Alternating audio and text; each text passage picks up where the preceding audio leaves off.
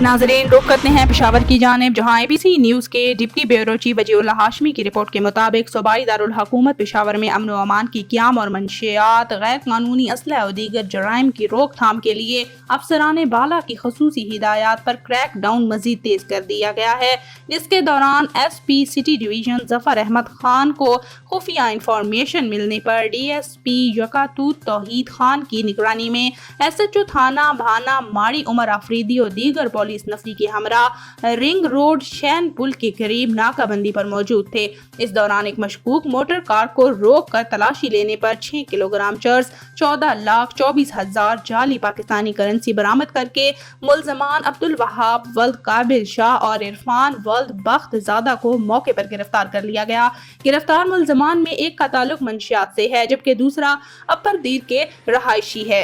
गिरफ्तार मुल्जमान ने इब्तदाई तफ्तीश के दौरान मंशियात, मकरू धंधे और जाली करेंसी के लेन देन में मुलव्विस होने का एतराफ़ कर लिया।